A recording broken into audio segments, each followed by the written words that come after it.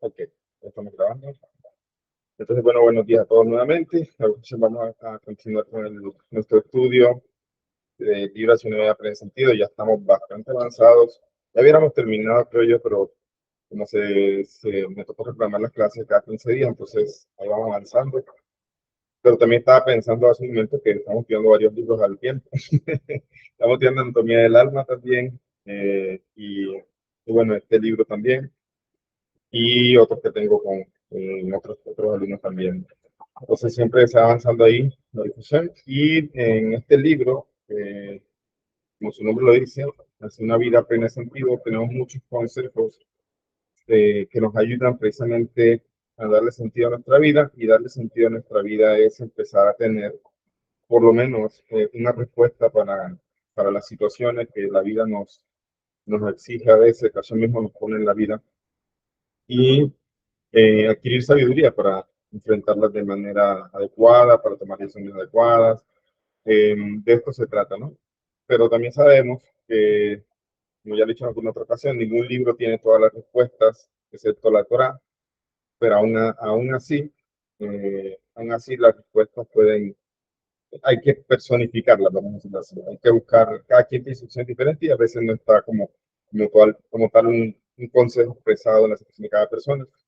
Por eso, para mí es bonito participar cuando tienen a veces dudas, consultas, y ayudarles en ese proceso de crecimiento entre lo que yo puedo hacer, entre lo que puedo aconsejar. Entonces, se necesita este libro, igual es algo muy, muy práctico para esos constantes debates que a veces tenemos en nuestras situaciones de vida diaria.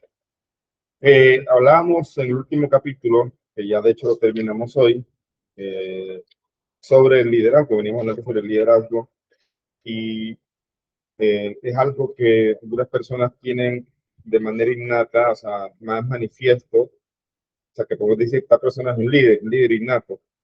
Sí, pero en verdad todos y cada uno de nosotros podemos ser líderes. Solamente es cuestión de empezar a desarrollar nuestras cualidades y primeramente creerlo, confiar en nosotros.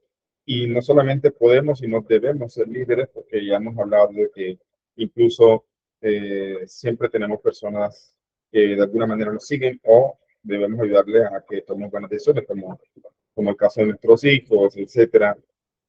Yo creo que esto es muy valioso para las personas jóvenes que todavía no se han casado, que tienen planes, ojalá, de conseguir una buena pareja y formar un hogar. Pues creo que van a llegar en otro nivel, en otra situación, a este proceso de formar un hogar, eh, que de pronto muchas otras personas no tuvieron esta información. Entonces es importante saber que somos líderes, y para ser líderes tenemos que luchar, digamos, digamos, subir la moral a veces de las otras personas que nos siguen.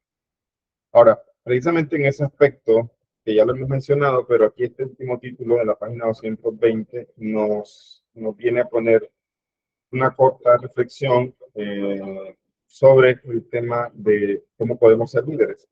Así se llama el título, dice, ¿cómo podemos volvernos líderes todos y cada uno de nosotros? Entonces vemos lo que decía, liderazgo no es para unos cuantos, todos somos líderes de alguna forma. De hecho, a veces hay personas que son líderes hacia lo negativo, o sea, son personas que mueven las masas hacia otro tipo de cosas, ¿no? Cosas que no son positivas. De alguna manera tienen ese liderazgo, solamente que lo están enfocando del lado incorrecto, y por eso se necesita, cuando hablamos aquí de ser líderes, es del lado correcto, del lado de la Kedushá, del lado de la santidad, del lado del apego al Creador. Entonces, ¿cómo podemos volvernos líderes todos y cada uno de nosotros y sacar libros? Es cierto que no cualquiera puede ser un líder como Moisés, pero toda persona, no importa lo pobre o poco educada que sea, tiene algo que enseñarle al más sabio y rico entre nosotros. Nadie es incapaz de ser un líder de algún modo, y nadie está exento de la responsabilidad. Es lo que acabo de decir hace un momento. Podemos pensar que no nacimos líderes, pero entonces, ¿por qué fuimos creados? Cada uno de nosotros ha recibido potenciales y capacidades únicas. Tenemos la elección de usarlos con egoísmo o de compartirlas con otros. Cada generación pone demandas propias a sus líderes, y el liderazgo de cada generación está relacionado con sus predecesores. Es otra cosa muy importante. Cada generación necesita un líder. Cada generación no tiene a veces las mismas problemáticas. cada generación enfrenta tentaciones y apegos a cosas que tal vez generaciones pasadas no tuvieron. Una vez escuché, no sé la fuente, ahí me disculpan por no citar la fuente, pero lo escuché de un rabino, que precisamente en cada generación Hashem pone jueces diferentes. Muchas veces los jueces, o digamos, por así decir, las personas que a veces interceden por nosotros, en el buen sentido de como de abogar, de buscar precisamente ver las cosas buenas, son los sabios de la generación. Entonces, cada generación eh, tiene los sabios precisamente que, me refiero que de pronto han fallecido, pero están precisamente allá en el Gan Edén. Ellos ayudan de alguna manera a abogar o a hablar por la generación del momento. ¿Por qué? Porque no son los retos de cada generación iguales. Es diferente cada generación. Por ejemplo, esta generación es una generación de la hiperinformación y al mismo tiempo es una generación en la que tenemos las cosas más fáciles que generaciones pasadas. Y a veces el reto precisamente es eso, estar bombardeado por información y otra cosa, tener las cosas más fáciles. ¿En qué sentido? Me refiero al estudio doctoral.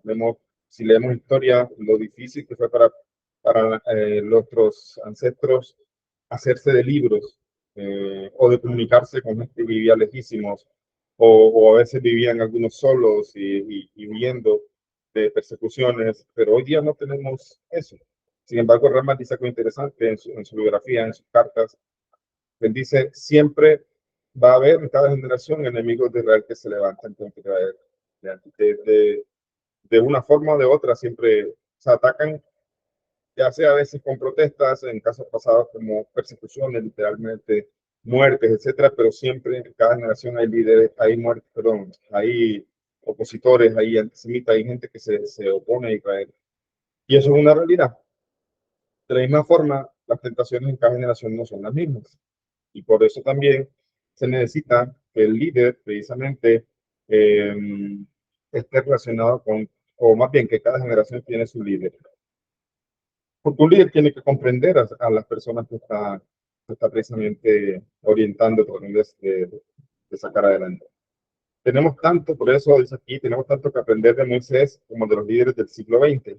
Aunque el futuro puede ser vasto, podemos ver una gran distancia cuando nos subimos a los hombros de un gigante. Nuestra generación actual está tan hambrienta de sentido y dirección, de alimento espiritual, que cada uno de nosotros debe servir como líder. Todo lo que hemos aprendido, todo lo que nos ha llegado, debemos compartirlo con otros. No podemos perder tiempo preguntándonos si estamos realmente equipados para ayudar al prójimo. Cuando alguien se está ahogando, uno no hace un curso de salvavidas, salta al agua y salva una vida. De hecho, lo vimos en esta parasha que pasó por el tema que dice una misma, que dice no te pares sobre la sangre de tu hermano. ¿Qué significa no te pares sobre la sangre de tu hermano? Porque si vemos una persona literalmente que está, como en este caso, que se está ahogando, pues debemos hacer lo posible para ayudarlo. Y desde el punto de vista nacido también, una persona que de pronto, o no las así, también las así, una persona vegue, otro judío que va a pecar, pues debe advertirle, debe reprenderle y no ser partícipe, aunque sea indirectamente o pasivo de lo que el otro va a hacer, que no es nada bueno para él. De modo que debemos examinar las áreas de nuestra vida en que somos vistos como líderes, dentro de nuestra familia, en nuestra clase o escuela, en el trabajo, en la diversión. Preguntémonos, ¿estamos haciendo todo lo que podemos por influirlos positivamente? ¿Estamos usando todas nuestras capacidades para inspirarlos intelectual, emocional y espiritualmente? ¿Estamos ayudándolos a vivir de acuerdo a su auténtico potencial para que puedan volverse líderes con derecho propio? Un líder crea otro y otro al infinito. Un verdadero líder no es aquel porque lo he visto también, lo he visto en el ámbito de personas que, digamos, enseñan Torah. Personas que a veces, no sé, les produce cierto sentimiento negativo, llámese envidia o no sé, afecta su ego, el hecho de que otras personas de cierta forma empiecen a progresar. Entonces, ese no es un buen líder.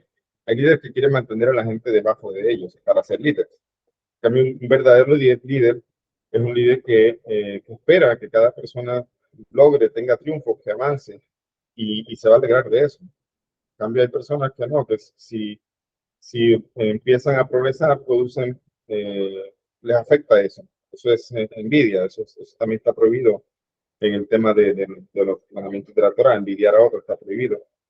Y guardar rencor, también una previsión literal en el presupín de la Torah, guardar rencor. Odiar también es uno de los mandamientos que está en la Torah explícitamente, y amar al prójimo como a sí mismo. Pero precisamente comentaba con alguien estudiando esos presupín, que le decía, mira, todo tiene un matiz, todo tiene matices, vamos a decir así. No es literal, o sea, no puede tomarse llanamente un pasuk. Por ejemplo, el tema de, que lo vimos también en esta parasha, de honrar a padre y madre. O sea, el mandamiento es honrar a padre y madre. El mandamiento no es amar a padre y madre, pero amar es lógico. Es lo más lógico que cada persona ame a su padre y a su madre. Pero lo he explicado como otra vez, me parece que ya lo he dicho, pero en realidad puede haber personas que han tenido conflictos muy difíciles, relaciones muy difíciles con sus padres, incluso les ha tocado mantener cierta distancia. Entonces, por eso ahí nos explican nuestros sabios que el mandamiento es honrarlo, es decir, de alguna manera estar pendiente, ayudar en lo que se pueda, pero no te exigen amarlo.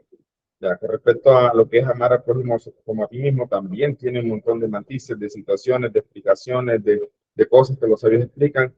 Entonces, para una persona puede decir, pero ¿cómo voy a amar a mi prójimo? ¿Sabes? Mira todo lo que me hace. Ok, ¿viste? Todo eso tiene una explicación, por eso necesitamos la Torah oral. La Torah oral. Me pasó en estos días, voy a compartir brevemente una experiencia. Yo estaba, un día iba a empezar a rezar aquí en la sala de mi casa, porque bueno, donde vivo no tengo como un minyan cerca, lo más cerca son 6 7 horas que veamos allá cuando hay fiestas y pues, digamos, fechas especiales, tratamos de ir allá, compartir, etcétera. Pero bueno, estaba rezando, iba a empezar a rezar y llegaron aquellas personas de cierta religión que van de puerta en puerta, ¿no? Ya se imaginan, van de puerta en puerta tocando, llegó una muchacha muy educada, jovencita, puede ser, no sé, 18, 19 años, siempre van acompañados con una persona mayor, que es la que va como tutora allí, como ayudarle o defenderle en caso que de pronto no tenga alguna respuesta, etcétera. Entonces llegaron las dos personas y les dije mi nombre y me dijeron, ¿qué nombre tan extraño? Me dijo la muchacha que fue la que hablaba, la jovencita. Y sí, sí, soy judío. Ah, entonces empezó se sorprendía de que no sabía que había ido por acá, etcétera. Comenté que nosotros también somos israelíes, entonces estaba muy sorprendida. Pero bueno, retomando su misión, llega al punto y me dice, eh, ¿usted ha estudiado la palabra a profundidad? Yo le dije, claro que sí. ¿Quién más que el pueblo judío que recibió la Torá hace más de 2000 años ha estudiado la Torá o la palabra, como ustedes dicen, a profundidad? ¿Ya? Y sin embargo, lo que sé es muy poco, porque esto es un conocimiento como un océano, le decía yo. Pero ¿quién más que el pueblo de Israel que recibió la Torá, que recibió la ley de Moisés y que llevamos miles de años de tradición y de explicaciones? eh, ¿Quién más que nosotros hemos estudiado, por lo menos dentro de lo que se puede, las capacidades de cada quien, la Torá a profundidad? Entonces, sí, digamos que de verdad la muchacha estaba un poquito pues sorprendida y eso, pero es cierto, en nosotros siempre tenemos, o siempre hacen, de hecho lo dicen los libros, nos ha puesto a ser líderes en cada generación que nos permiten que esa tradición se mantenga. ¿Ya? Y si estos líderes no esperaran otros líderes, pues esto se hubiera acabado. Así de sencillo. Siempre la tradición subsiste, existe, perdón, desde Moshe, precisamente porque Moshe se ha transmitido, como dice aquí, ad infinitum. Siempre ha habido tradición, siempre ha habido explicaciones y otra cosa que hay que saber es el tema también que la tradición es oral también. O sea, lo que tienen las religiones es la Torah escrita, les falta una Torah para ellos, y es la Torah oral. Y precisamente en ausencia de Torah oral, pues mueven todo a su manera o lo interpretan según la lógica. Y podemos ser muy inteligentes, pero no siempre nuestra lógica está en lo correcto o va de acuerdo a la tradición. Representamos la tradición. Por eso, un líder, y en este aspecto de cuidar nuestra Torah, nuestra Sagrada Torah, un líder, en verdad, su único interés en este aspecto de nuestro líder en cada generación es que la Torah continúe. Por lo tanto, si surgen personas prodigios más agudas mentalmente, etcétera, pues le alegra eso.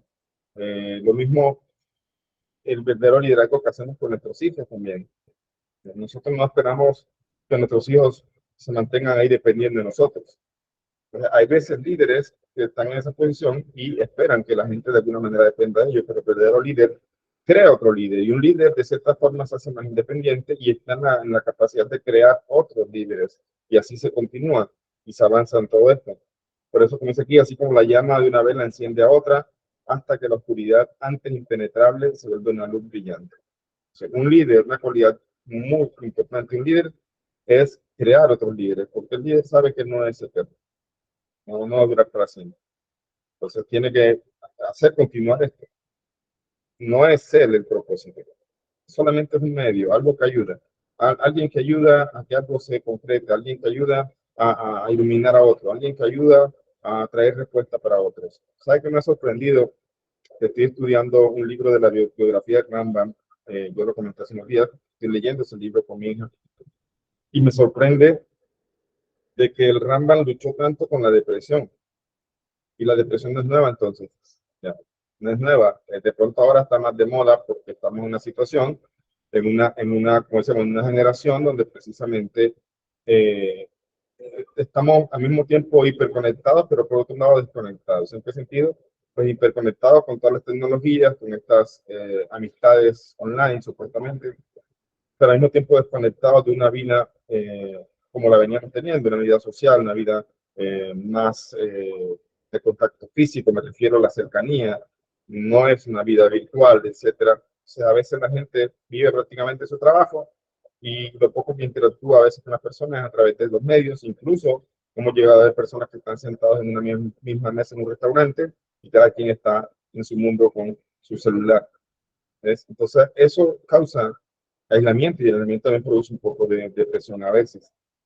Y sin embargo, el Rambam como médico, no conozco la historia de la medicina, pero conozco pocos médicos dentro de lo que yo sé, por eso claro, no sé mucho, que en esas épocas se tomaban la salud mental como parte de la salud, más allá del cuerpo. Y el Rambam lo hacía. El Rambam, él mismo luchaba con su, como él dice, el poder de la mente, ya, el poder de la mente, y trataba de poner en su sitio cada cosa, de seguir adelante, luchó con la depresión mucho más de todas las pérdidas que tuvo de sus familiares, etcétera. Y eso lo iba notando y después le buscaba gente, reyes, el sultán para el que él trabajaba, también sufría de depresión, otras cosas, entonces él iba dando estos consejos ya, sobre estos temas. Entonces aquí vemos un líder que se levanta también no solamente para llevar al pueblo de Israel que estaba un poco eh, caído en lo que es eruditos de Torah, la mayoría eran ignorantes, etcétera, pero también una persona que es médico y al mismo tiempo empieza a hablar, o por lo menos donde yo sé, empieza a trabajar y a escribir libros sobre consejos médicos de cómo trabajar la depresión. Bien. Eh, y yo en mi libro, en la parte final, hablo sobre que a veces si las cosas salen de las manos hay que buscar ayuda. Ya, entonces eso es importante. Hablaba con una persona estos días, le pregunté cómo seguía, me dijo que estaba precisamente, eh, fue a un psicólogo, un psiquiatra y está precisamente en un proceso con los medicamentos y me alegré por él porque este, dijo lo que te dijeron los médicos que tenía ansiedad y eso le estaba afectando la salud física.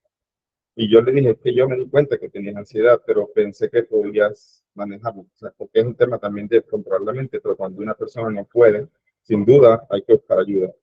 Entonces, eso es parte del liderazgo, o sea, es tratar a veces de ayudar al otro dentro de lo que uno puede, o incluso dar el consejo de cómo puede buscar una ayuda.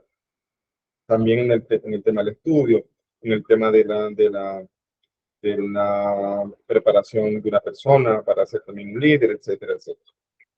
Con esto termina el capítulo aquí con una pequeña reflexión, como siempre, un pequeño análisis, una pequeña historia que hice. En 1950, en la primera charla que dio al asumir la conducción del movimiento Lubavitch, el Rebbe tocó justamente el tema del liderazgo y dijo: nuestra fe demanda que todos hagan el bien por sí mismos y no dependan de su Rebbe. No se engañen pensando que yo conduciré y ustedes se abocarán solo a entonar cánticos y brindar Lejaim, y que con eso bastará. Cada uno de ustedes tiene su propia carga, su propia batalla. No niego la ayuda, pero nada, ni siquiera el cielo, puede reemplazar la responsabilidad personal. Lo que decíamos, me parece que lo votamos con respecto a la misión de pecado en estos días. Si no me ocupo yo de mí, ¿quién lo hará? ¿Ves? O sea, nadie lo va a hacer, ni siquiera el Rebbe, por muy grande que fue el Rebbe, sigue siendo de inspiración para nosotros. Pero al final de cuentas, él no puede ocuparse de nuestras vidas más que con un consejo, una ayuda, alguien que va a estar ahí, o estaba ahí siempre físicamente, hoy día está con nosotros a través de sus enseñanzas, pero cada quien tiene que ocuparse de sus obligaciones de su vida. Un segundito.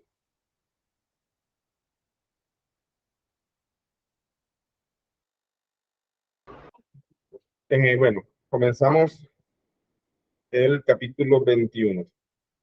Empieza con un título bastante interesante, que es Hombres y Mujeres. Precisamente algo que tanto ha traído también diferencias. Escuchaba ayer algo que pareció absurdísimo.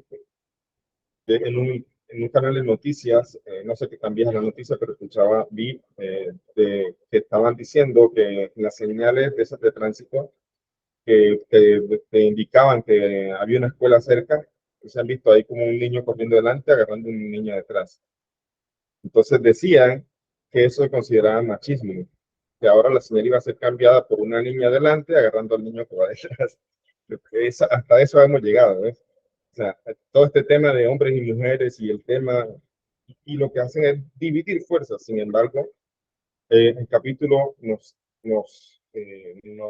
nos une esto con otro subtítulo. Dice: mujeres y hombres, unir fuerzas. Eso es lo que tenemos que hacer. Unir fuerzas. Hay una realidad, no somos iguales. No, la Torah si tenemos la Torah, hombre y mujer no son iguales. Ninguno es mejor, simplemente son cosas, son identidades diferentes, son roles diferentes. Y tenemos igualdad en cuanto a lo que es respeto y todo lo demás, pero en cuanto a la forma en que fuimos creados, a la esencia que tenemos, no somos iguales. Incluso según la Kabbalah hay un aspecto femenino y un aspecto masculino, entonces no existe masculino solamente o femenino, se necesitan las dos cosas, por eso se necesitan unir fuerzas.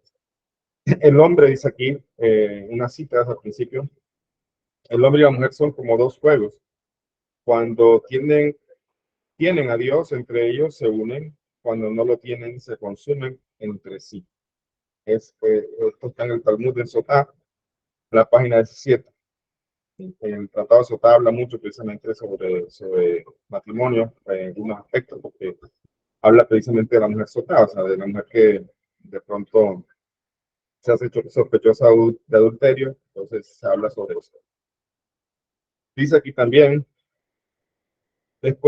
otra cita, después de miles de años de dominación masculina, ahora nos vemos en el comienzo de una era femenina, donde las mujeres alcanzarán su auténtica prominencia y el mundo entero reconocerá la armonía entre hombre y mujer.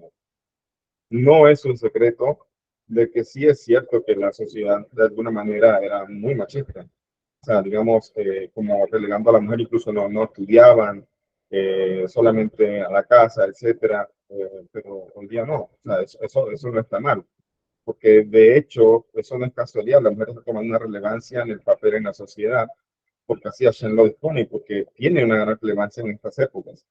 Sin embargo, se ha distorsionado también la idea, como siempre. O sea, eso es algo que tienen que saberlo. Cuando una revelación ocurre, siempre el mal trata de apegarse en eso. Así es. Cuando surgió el Internet, que es lo que nos permite estudiar aquí, que nos ha permitido conocernos a nosotros, pues también surgieron un montón de cosas negativas en esta nueva herramienta. Cada cosa es así. Dice acá una breve historia.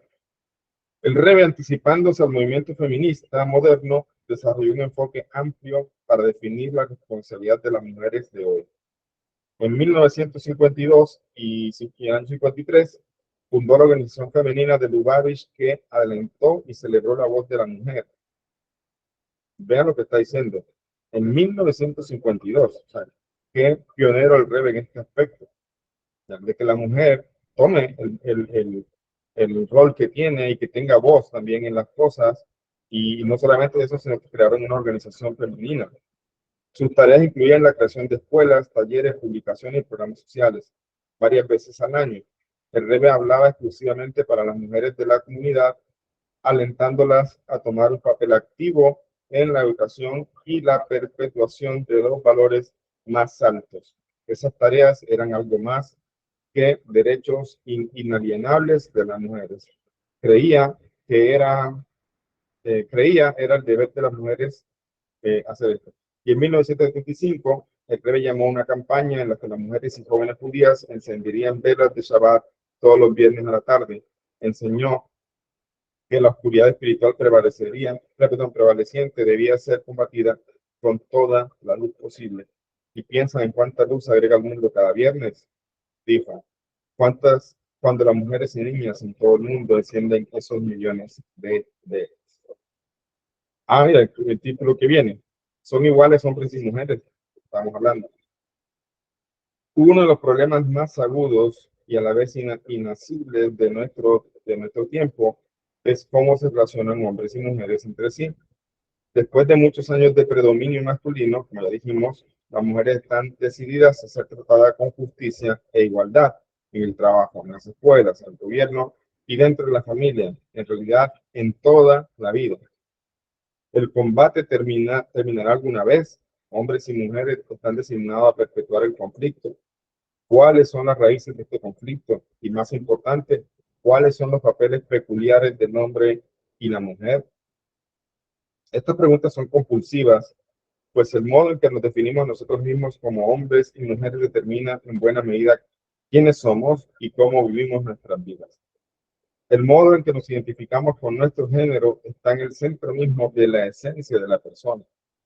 La sociedad contemporánea apenas sí está empezando a profundizar en las verdaderas distinciones entre hombres y mujeres. Además de las diferencias fisiológicas obvias, hay también diferencia en el modo en que hombres y mujeres piensan, hablan y se comportan.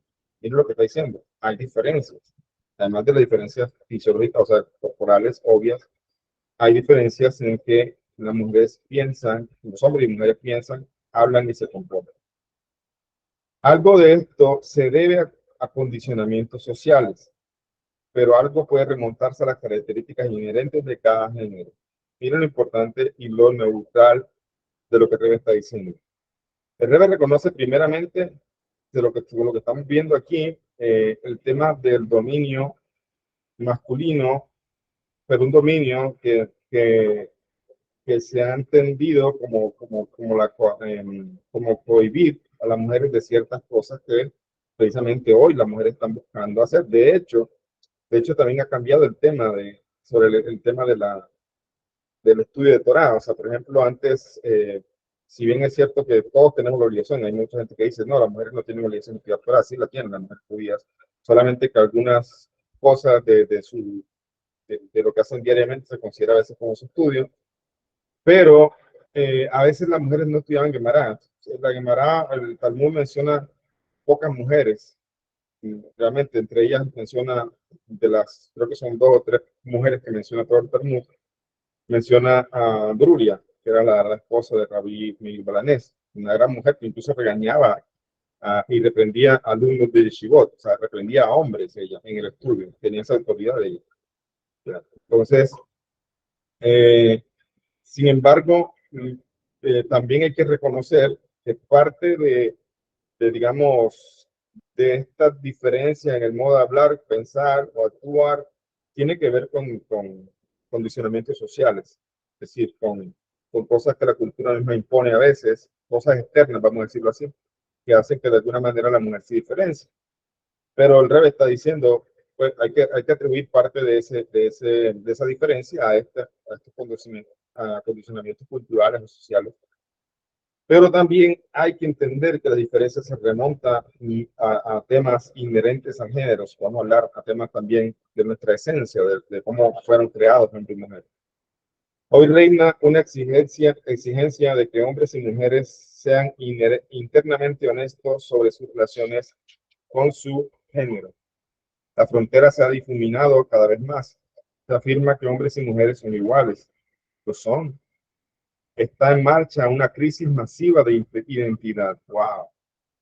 Qué en verdad sorprendente ver con cuántos años de anticipación el rey comentó hacia dónde iba la sociedad, y estamos precisamente vivenciando esa crisis de identidad. La estamos vivenciando, ya sabemos pues todos los movimientos y todas las supuestas denominaciones que hay.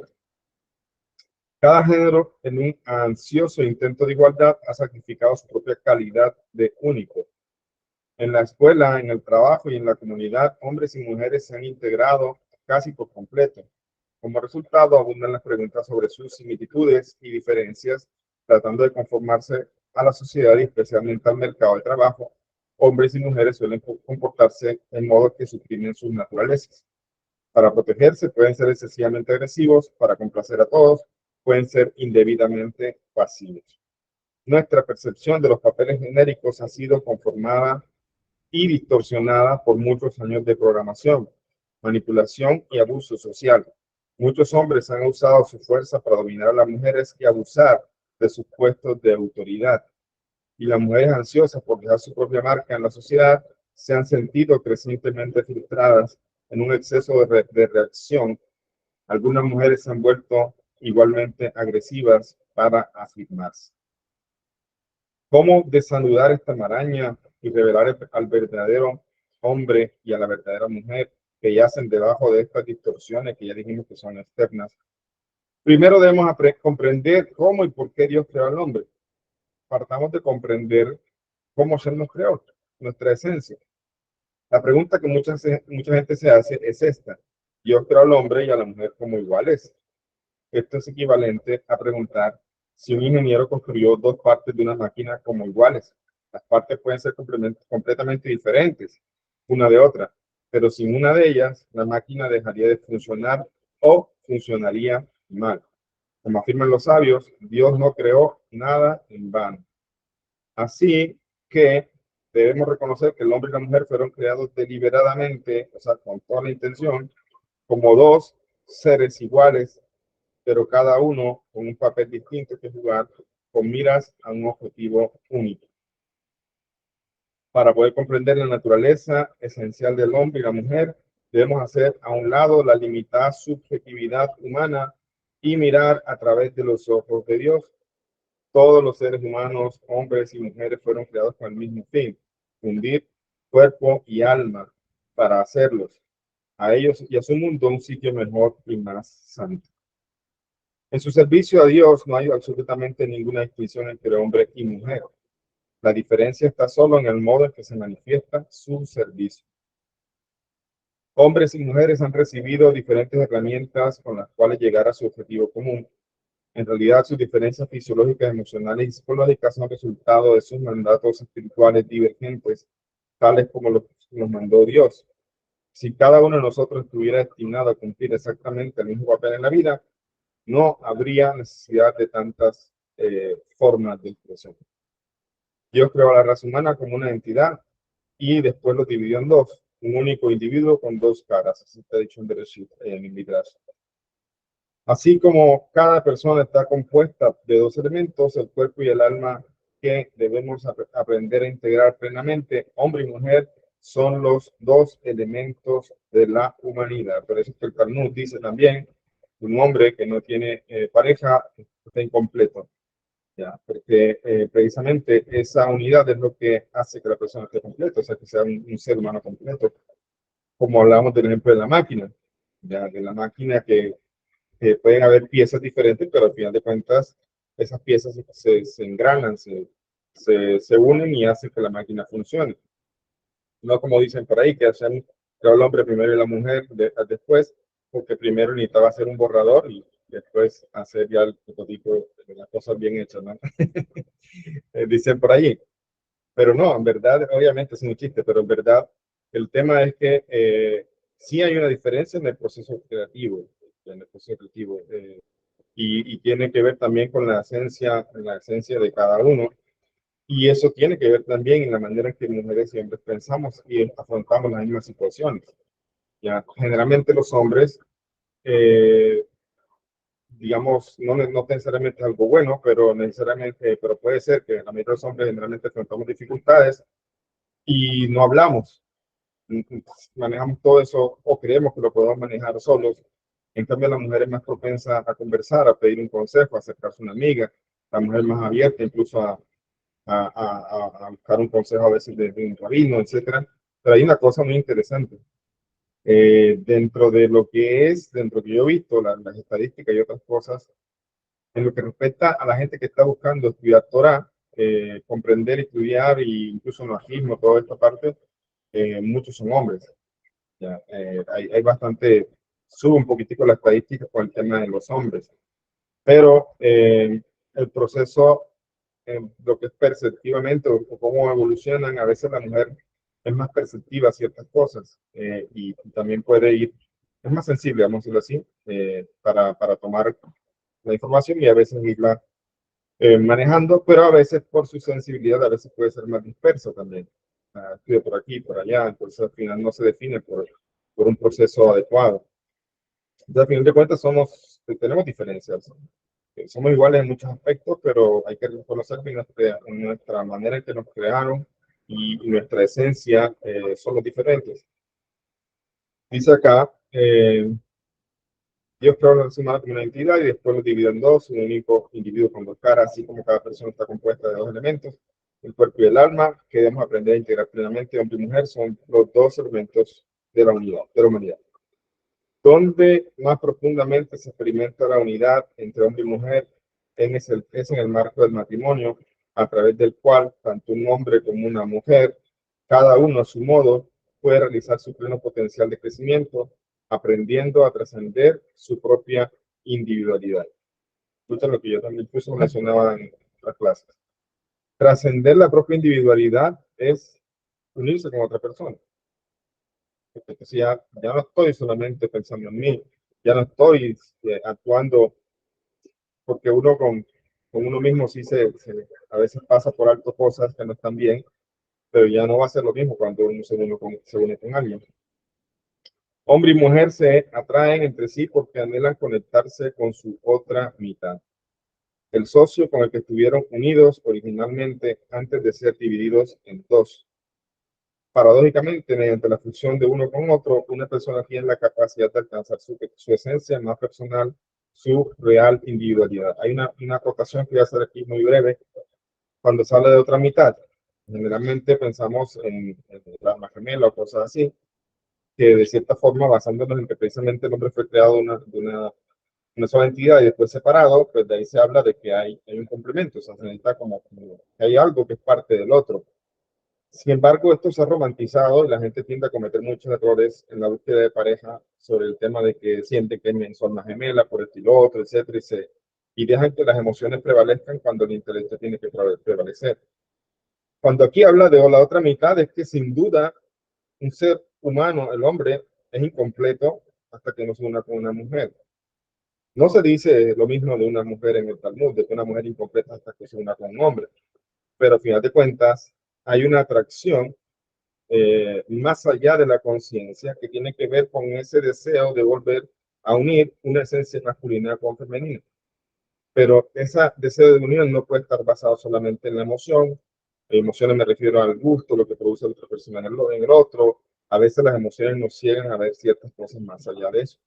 Por eso es importante, no solamente la emoción o el amor, este amor emocional es importante, pero también hay que ver más allá eh, de lo que de pronto nuestras emociones nos están haciendo ver. Pero sin duda hay una tendencia a, a unirse, o sea, una tendencia a no estar solo, a buscar pareja. Es una tendencia que hay. Eh, es algo como innato, es algo que la persona ni siquiera comprende por qué. Pero la razón de eso es que necesita esa alma precisamente unirse a su otra parte. que no necesariamente su otra parte es el alma gemela como esa parte específica de esa persona, sino a final de cuentas una esencia masculina que necesita también completarla, que necesita también ayudarle al crecimiento personal. Yo siempre aconsejo ese tema de alma gemela, dejarlo de lado, dejar de fantasear con eso, dejar de romantizar eso, porque si bien es cierto que existe, los sabios hablan de un concepto así, el problema es que la gente lo romantiza y termina equivocándose en esa búsqueda de pareja por pensar o suponer que tal persona es su alma gemela o cosas así. En verdad eso no importa. Lo importante es que siempre Hashem hace parejas y siempre buscamos unirnos con alguien que nos va a ayudar, y cuando se llega, eso dice el Talmud en Sota también, cuando una persona se llega a casar con otro, cuando llega al matrimonio, sin duda esa persona era la que Hashem había puesto para él. ¿Ya? Y me preguntaba alguien, pero ¿y entonces por qué se divorcia? Pero ¿y entonces por qué hay tanto problema? Pero ¿y entonces si son el uno para el otro, ya están casados y como dice el Talmud en Sotá, que el uno es para el otro, entonces ¿por qué terminan con tanto conflicto, tanta cosa y terminan al final divorciándose? Yo le digo, recuerda que el ser humano tiene libre albedrío, no le puede echar la culpa a Dios. Si, si Hashem los unió, es otra cosa que también la gente tiene que entender: cuando Hashem une dos parejas, dos personas, perdón, no necesariamente todo es color de rosa, sino que es para hacer un trabajo personal. Pueden hacerlo color de rosa, entre comillas, cuando invitan a Hashem a la relación, cuando se hacen humildes a trabajar juntos en aras de ser mejores, en aras de ser, de formar un hogar sano, etcétera.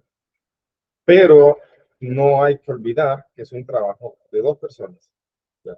Y que a final de cuentas tenemos también libre elección, y nosotros somos los que tenemos que hacer que eso se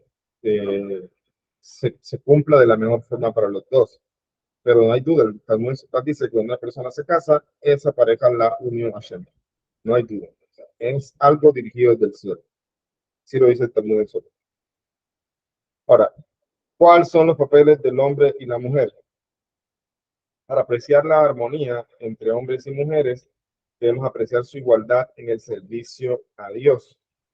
Cuando hombres y mujeres reconocen humildemente su objetivo compartido y se unen en él, con la comprensión de que mediante su igualdad alcanzarán la autorrealización, más personas pueden desarrollar un respeto mutuo como verdaderos iguales.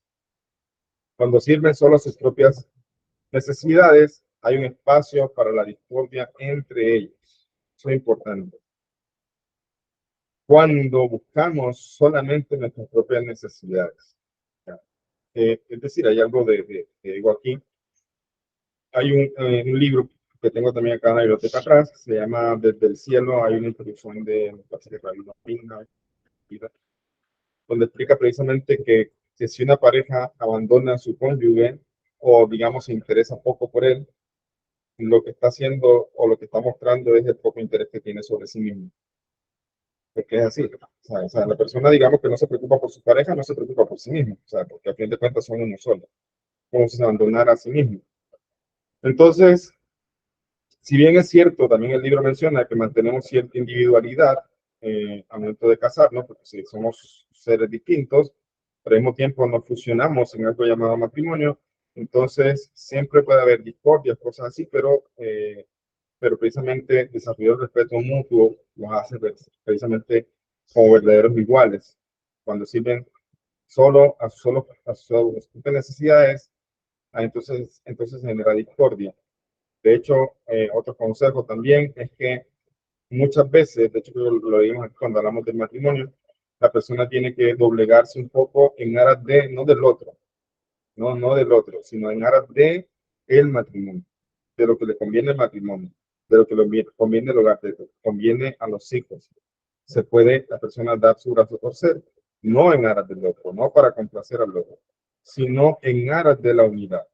Eso también hay que entenderlo, y por eso decía, cada quien tiene libre albedrío y cada quien precisamente debe saber dónde, precisamente, bueno, es algo que de pronto no lo había pensado, es algo que de pronto de alguna manera no me gusta, pero tengo que reconocer que es lo mejor para la relación, tengo que reconocer que es lo mejor para nuestros hijos, tengo que reconocer que es lo mejor para tener esa humildad, es precisamente tener la capacidad también de distinguir quién tiene la razón, más allá de nuestros propios deseos. Ahí dice acá, hombre y mujer representan dos formas de energía divina. Son los elementos masculino y femenino de un alma única. De hecho, cada aspecto de todo el universo se distingue por estas dos dimensiones. Dios no es ni masculino ni femenino, pero tiene dos formas de emanación. La forma masculina, que es la que es más agresiva, y la forma femenina, que es más sutil. Para que un ser humano lleve adelante una vida total, debe tener ambas formas de energía, el poder de la expresión y el poder de liberación, el poder de la fuerza y el poder de delicadeza, el poder de dar y el poder de recibir. Igualmente, esta energía se confunde sin huellas de sutura. ¿Qué está diciendo aquí? Que el universo también tiene todos estos papeles, digamos, de masculino y femenino. Pues sí, el universo está construido también bajo la misma estructura de que hay una emanación masculina y femenina. Ya generalmente el masculino es entendido como el dador, el femenino como el receptor, como ese recipiente que puede recibir. Desde esa perspectiva, nosotros tenemos una esencia femenina, toda la humanidad, todo el mundo, porque estamos recibiendo del emanador, que es el creador, el masculino, pero decimos que Hashem no es masculino y femenino, sino que tiene dos esencias, es decir, no son cosas íntegras de él, sino emanaciones, algo externo a él que se manifiesta de esa forma, dador y receptor. Sin embargo, el hecho que seamos hombres y otras personas sean mujeres, no significa que dentro de cada uno no haya también una esencia masculina, sin todo lo contrario. A veces el hombre tiene que ser sutil, tiene que poner, digamos, sacar un poco esa esencia femenina en el aspecto de lo que estamos hablando, de ser sutil, de tener la capacidad de escuchar también, de recibir del otro. Y a veces la mujer tiene que sacar esa parte masculina también para no permitir tampoco cosas que no están bien, no permitir los abusos, para pararse en su sitio también con defendiendo su dignidad, etcétera. Entonces, la mujer también tiene ese aspecto masculino y también lo puede sacar, a reducir cuando se necesite. Es decir, de alguna manera, si de manera global hablamos de femenino y masculino, y de que Hashem separó las almas, de masculina y femenina, de todas maneras, hay aspectos masculinos en el femenino, hay aspectos femeninos en el masculino que ayudan precisamente a amalgamar, a equilibrar las cosas y a unir precisamente a esos dos polos. Hombre y mujer cubren ambas dimensiones, pero en general, en su forma más puramente espiritual, no distorsionada por la presión social y cultural, el hombre y mujer encarnan primariamente una de estas dos energías. Los hombres son físicamente más fuertes. Por naturaleza, un hombre suele ser más agresivo y más orientado hacia lo exterior. En espectacular contraste, una mujer suele encarnar el ideal de la dignidad interior. La sociedad por momentos confunde esa sutileza y la llama debilidad, en el caso de la mujer. En verdad es más formidable que la más agresiva fuerza física. La verdadera dignidad humana no grita, habla con una voz fuerte y firme, resuena desde adentro. La naturaleza de una mujer es sutil, no débil, no significa que sean débiles. Y la naturaleza de un hombre es agresiva, no brutal. Tampoco el hombre va a decir tomárselo en serio. Entonces, andar haciendo cosas en aras de su masculinidad, digamos que no están bien. La energía femenina es quien somos y la energía masculina es lo que hacemos. Para el hombre y mujer están completos, para que el hombre y mujer estén completos, entonces deben poseer ambos las dos energías, como estamos diciendo. Los valores e ideas más nobles carecen de sentido, salvo que se actualicen. Eh, del mismo modo, la acción sin el dictado de una voz interior de la verdad también carece de sentido. En general, el papel primordial del hombre es utilizar su energía masculina agresiva para refinar el mundo material, mientras que el papel primordial de la mujer es utilizar su energía femenina sutil para revelar la presencia innata de Dios en todo lo que existe. Hay una cosa interesante aquí. Ahorita encontrarme el libro pequeño de las parashot, ¿ves? Ahí puesta en la biblioteca.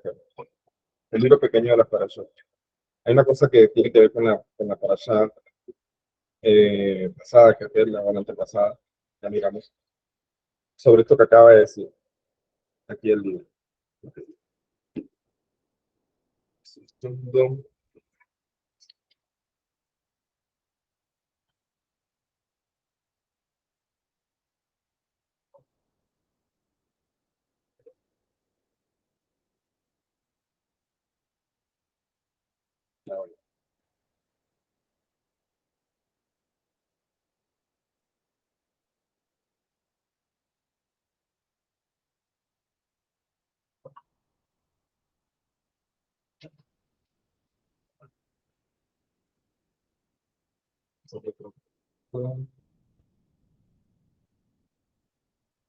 Acá.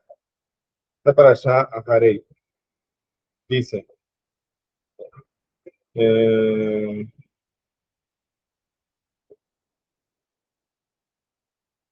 dice acá, la esposa del sumo sacerdote.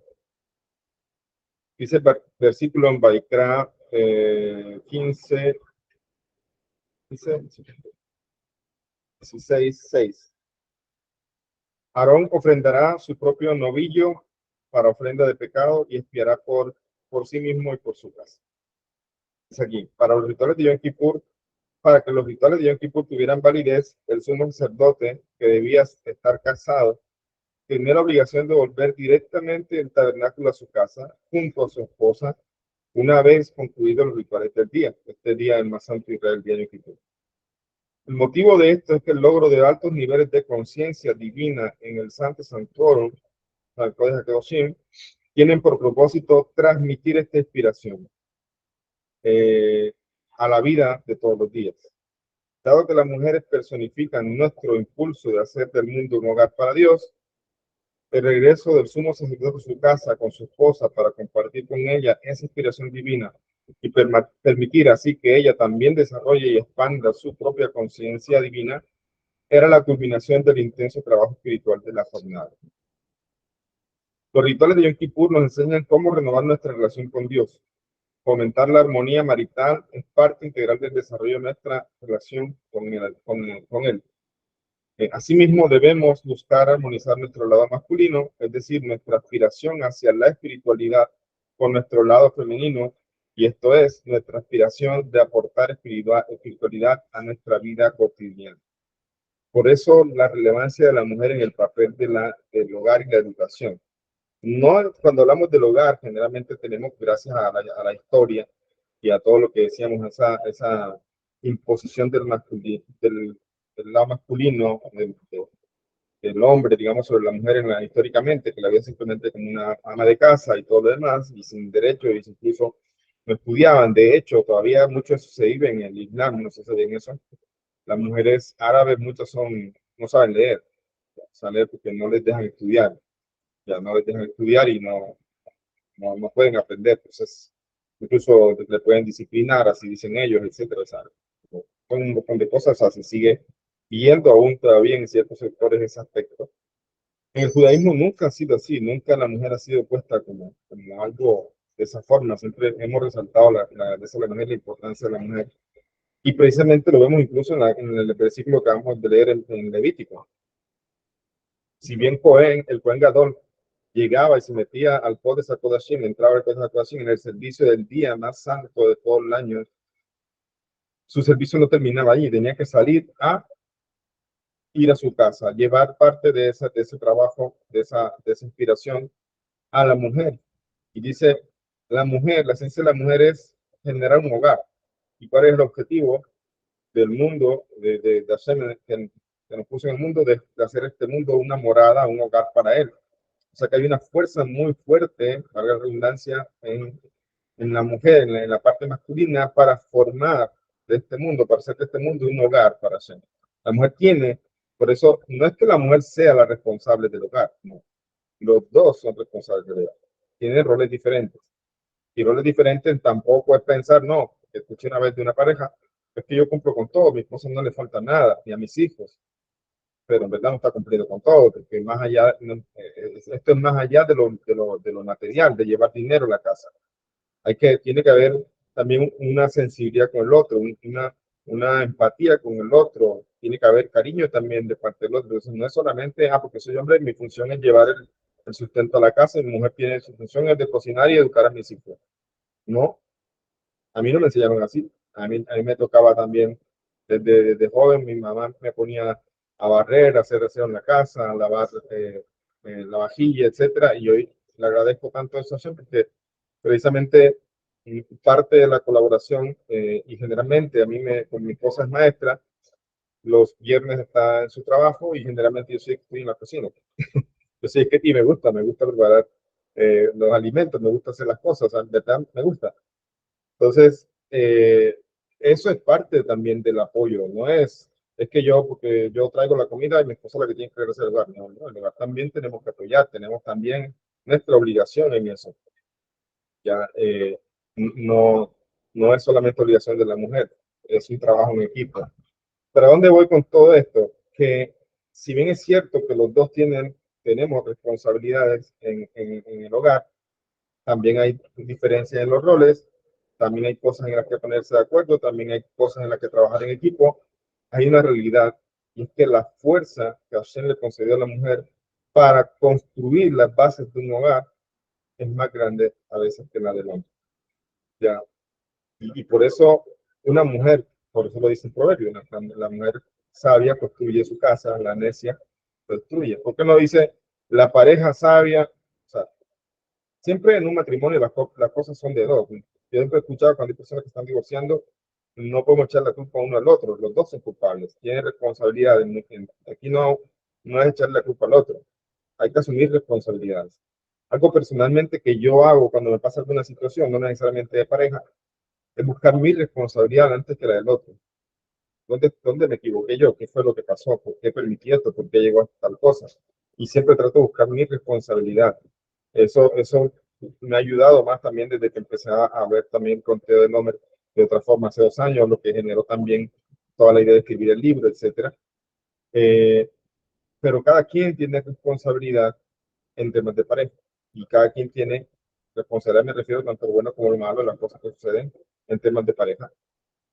Pero no hay que negar que la mujer tiene ese plus en la capacidad de darle bases a un hogar. No, no es lo mismo, el hombre puede hacerlo también. Y al final de cuentas también una esencia femenina también. Pero se necesita, o la mujer tiene ese regalo que se le dio. Por eso que vemos que el Cohen sale de su servicio, como lo estaba leyendo en su momento, y mire lo que hacen.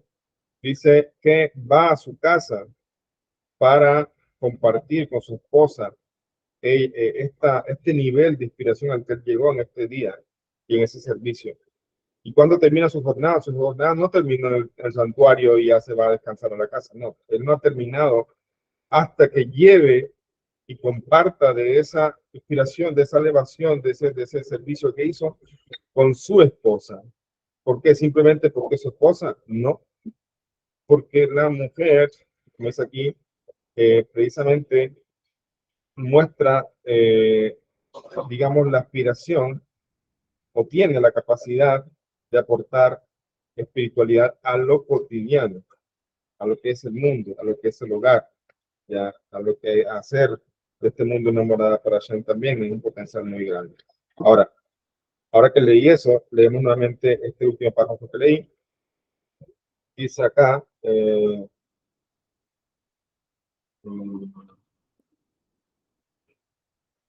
acá. Esto equivale a decir que solo el hombre puede refinar el mundo externo. Esto no equivale a decir que el hombre puede refinar solo el mundo externo o que la mujer pueda revelar la bondad innata. De hecho, la experiencia ha probado que para conquistar, entre comillas, y crear el cambio en el mundo, el enfoque femenino suele ser más eficaz que el masculino. Ahora se entiende, ¿ven? Pues esto es lo que acabo de leer. Que a menudo depende de la confrontación. El enfoque masculino muchas veces depende de la confrontación, la mujer es más sutil, ¿ya?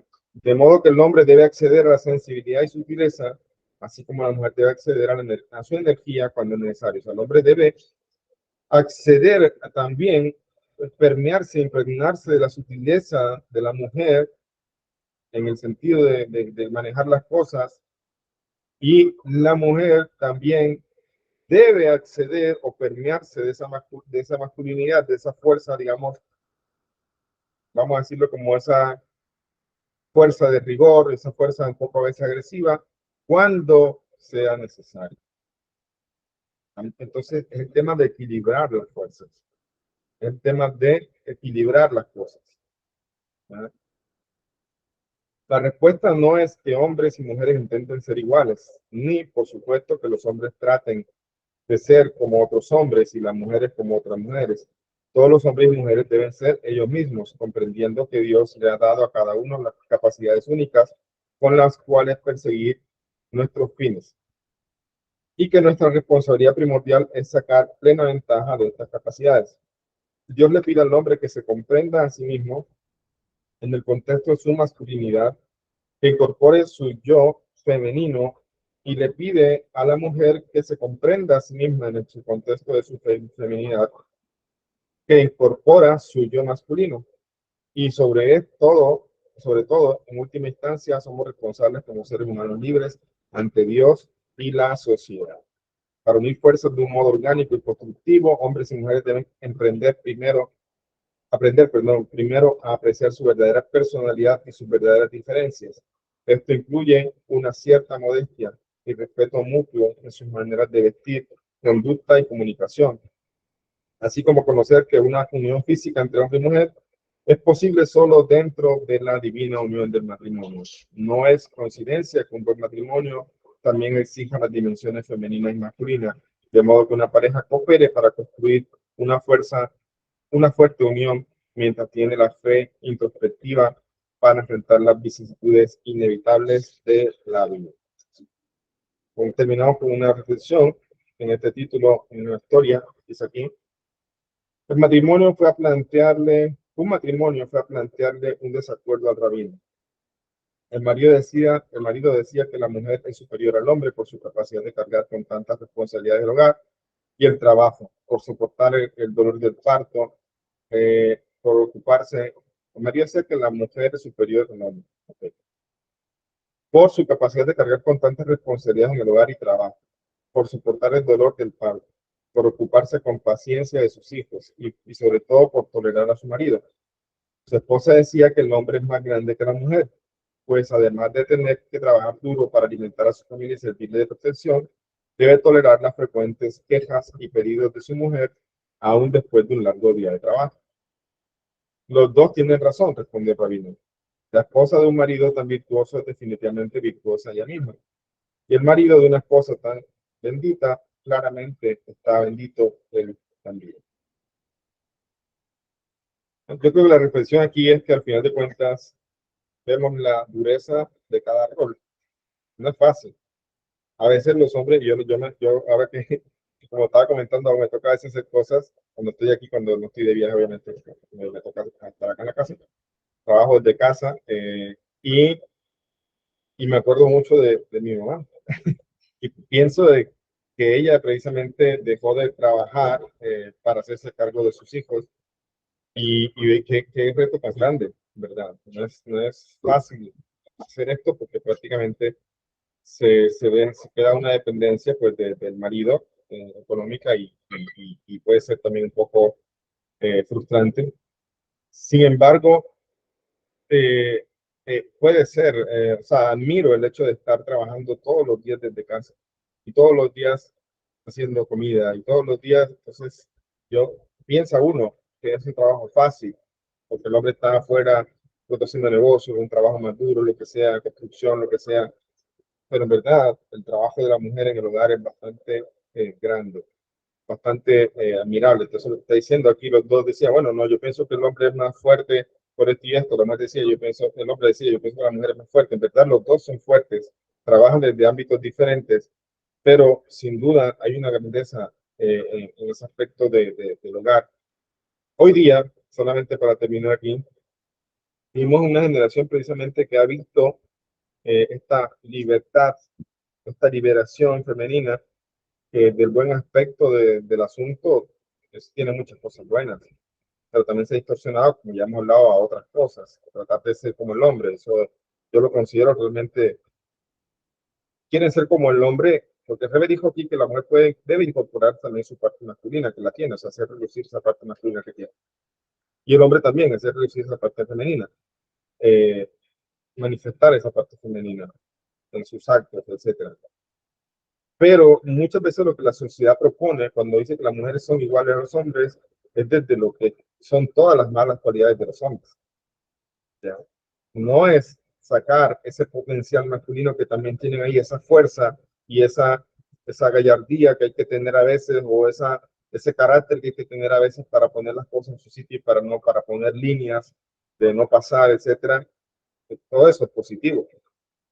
Pero cuando generalmente vemos todas estas cosas de igualdad, supuestamente liberación femenina, quieren imitar al hombre en sus peores cualidades, en la lucha que tiene el hombre con lo material, con la sexualidad, etcétera. O sea, quieren imitar al hombre de esa forma. Eso es rebajarse. Eso es no solamente no reconocer su identidad, sino hundirse más allá de lo que son.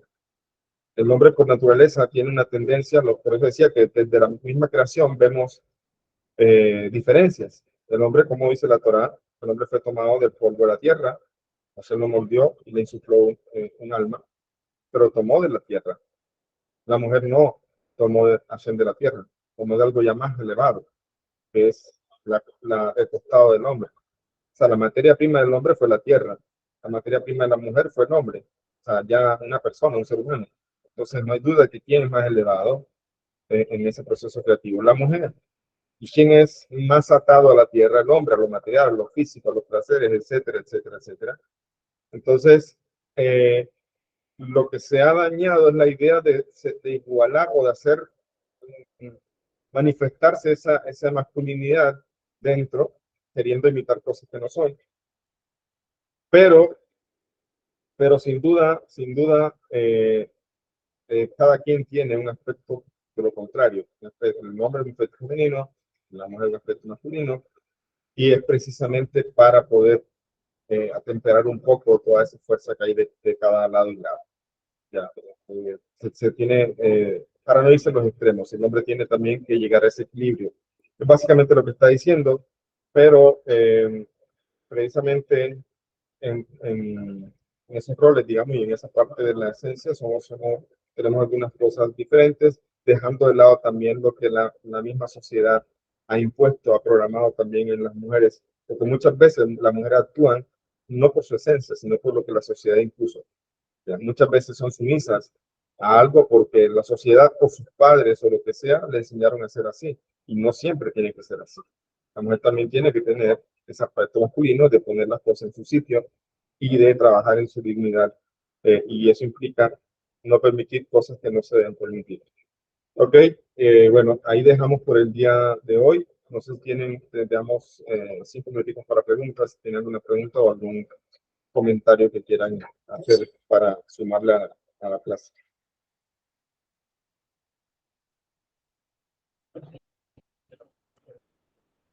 Ok, no hay preguntas, no hay comentarios.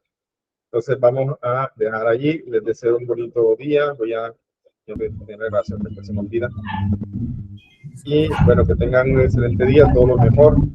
Muchas bendiciones para esta semana también y que tengan una linda semana.